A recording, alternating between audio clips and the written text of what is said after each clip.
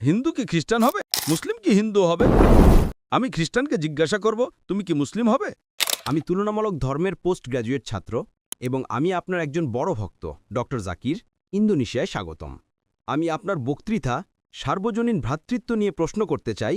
আজকাল আমরা তুলনামূলক ধর্ম বা ধর্মীয় অধ্যয়নের অনেক গ্র্যাজুয়েট দেখি যারা ধর্মীয় সহিষ্ণুতা, ধর্মীয় সম্প্রীতি এবং আন্তধর্মীয় সংলাপের প্রচার করে, কিন্তু এর মধ্যে একটা উচ্চমাত্রার বহুত্ববাদী প্লুরালিজমের এজেন্ডা থাকে।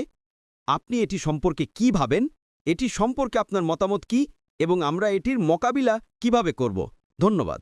যদি আমি প্রশ্নটি ঠিক বুঝে থাকি, ভাই বলছেন যে অনেকে তুলনামূলক ধর্ম নিয়ে পড়াশোনা করছেন এবং তারা আন্তধর্মীয় সংলাপ করছেন। হ্যাঁ, এবং তারা বহুত্ববাদ প্রচার করার চেষ্টা করছেন। ঠিক তারা বিশ্বাস করার চেষ্টা করছেন যে সব ধর্ম একই বা সমান। ঠিক। আন্তধর্মীয় সংলাপের ক্ষেত্রে আমি সাধারণত যে ধরনের সংলাপ হয় তাতে খুব বেশি পক্ষপাতী নই। তারা একজন খ্রিস্টান, একজন হিন্দু, একজন মুসলিমকে নিয়ে আসে এবং সবাই সব ধর্মের প্রশংসা করে। আমি তাদের বলি, যদি হিন্দু, খ্রিস্টান বা মুসলিম একসাথে মঞ্চে এসে সব ধর্মের প্রশংসা করে, আমি খ্রিস্টানকে জিজ্ঞাসা করব, তুমি কি মুসলিম হবে? সে বলবে না। হিন্দু কি খ্রিস্টান হবে? উত্তর হবে না। মুসলিম কি হিন্দু হবে? উত্তর হবে না। আমি বিশ্বাস করি সত্যকে সত্য বলতে হবে।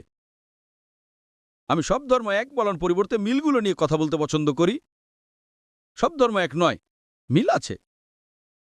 আমার পদ্ধতি ভিন্ন। আমি কি বলি? আমার পদ্ধতি সহজ। আমি বলি, ঠিক আছে, তুমি একটি গ্রন্থকে আল্লাহর বাণী বলে বিশ্বাস করো। তারা বলে হ্যাঁ। খ্রিস্টানরা বলে বাইবেল আল্লাহর বাণী, হিন্দুরা বলে বেদ আল্লাহর বাণী, আমরা মুসলিমরা বলি কোরআন আল্লাহর বাণী। তাই আমার পদ্ধতি সহজ। তুমি এটাকে আন্তধর্মীয় সংলাপ বলো বা তুলনা বলো।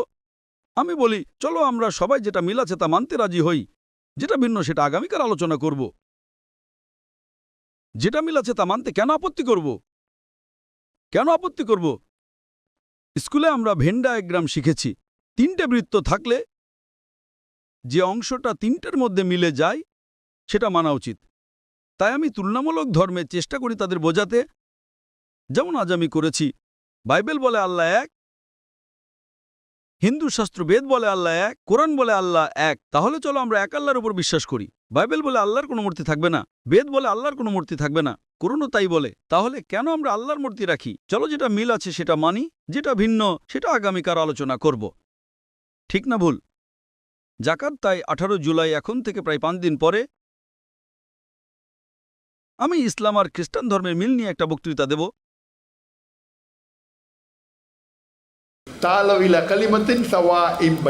এটা একটা মাস্টার কি। মিলের কথা বলতে হবে, যেটা তুলনামূলক ধর্মের সবচেয়ে গুরুত্বপূর্ণ বিষয়। আমরা আল্লাহর ইবাদত করি, তাই সবচেয়ে গুরুত্বপূর্ণ মিল হল আমার ছেলে 20 জানুয়ারি ধর্মে আল্লাহর ধারণা নিয়ে বক্তৃতা দেবে। এটা দ্বিতীয় গুরুত্বপূর্ণ মিল। আমি 2 দিন আগে মানালংয়ে বক্তৃতা দিয়েছি। মুহাম্মদ সাল্লাল্লাহু আলাইহি সাল্লাম বিশ্বের বিভিন্ন ধর্মগ্রন্থের শাস্ত্রে। বৃহস্পতিবার আমি এ নিয়ে কথা বলেছি। সবচেয়ে গুরুত্বপূর্ণ হলো এক আল্লাহ, দ্বিতীয় হলো মুহাম্মদ সাল্লাল্লাহু আলাইহি সাল্লাম। আপনি যদি বিশ্বের প্রধান ধর্মগুলোর শাস্ত্র পড়েন তাহলে দেখবেন সেগুলো এক আল্লাহর কথা বলে এবং মুহাম্মদ সাল্লাল্লাহু আলাইহি সাল্লামের কথা বলে। এগুলো প্রধান বিষয়। এরপর আপনি মতবাদ নিয়ে কথা বলতে পারেন আর অনেক বিষয় নিয়ে। তাই আমি আন্তধর্মীয় সংলাপে বিশ্বাস করি না, যেখানে তুমি ভালো, আমি ভালো, তুমি আমার পেট চুলে দাও, আমি তোমার পেট চুলে দিই। এটা এখানেও নয়, ওখানেও নয়। তাই আন্তধর্মীয় সংলাপ হলে সেটা কোরআনের মতো বলতে হবে। তুমি ভালো, আমি ভালো, দুজনেই ভালো। যদি দুজনেই ভালো বলে তাহলে পরিবর্তন করা উচিত, ঠিক না? ঠিক। আমি মিলের কথা বলছি।